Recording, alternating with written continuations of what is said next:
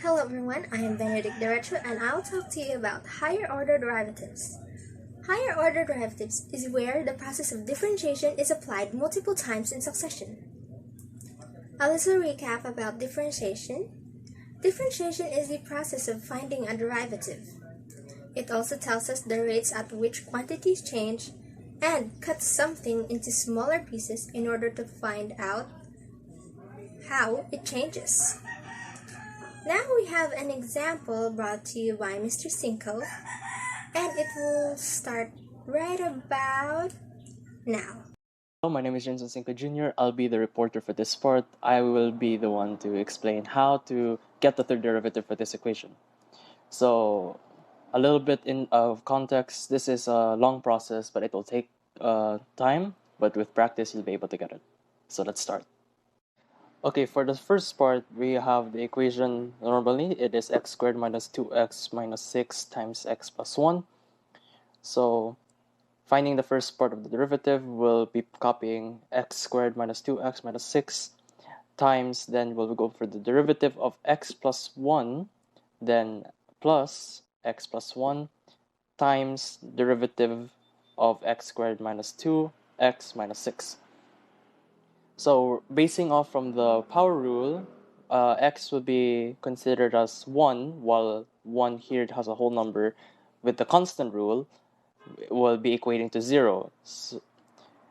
So we'll have x squared minus 2x minus 6 times 1 plus x plus 1, and following here, derivative of x squared minus 2x plus 6, we will get 2x minus 2. So for the next part, once you get everything out, it will have x squared minus 2x plus 6 plus 2x squared minus 2x plus 2x minus 2. Put like terms together, and you'll get the answer of 3x squared minus 2x minus 8. So, basing from the last part, we have 3x squared minus 2x minus 8. So we're finding the derivative of these variables. So we have the derivative of 3x squared minus derivative of 2x and derivative of 8. So since it's 3x squared, we put out 3 here. So it'll become the derivative of 3 derivative of x squared minus, and same goes for here, is 2 derivative of x and then derivative of 8. But once you find the derivatives, it'll become 3 times 2x minus 2 times 1, since x is equating to 1, and since 8, following the constant rule, 8 is always equating to 0, since any number like such as 2, 1, that is not an x will equate to 0.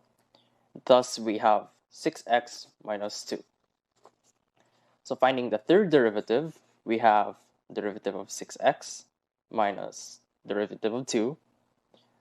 And then we copy it out. Remember, from previous, it is putting out 6. So we got 6 derivative of x minus derivative of 2. And to put it simply, from last, 2 is equating to 0 because it's following the constant rule, and x is following the power rule. It stays as equating to 1. So it becomes 6 times 1 minus 0. Thus, our answer would become 6. That is all. Thank you. Thanks for watching. I hope you join us again next time.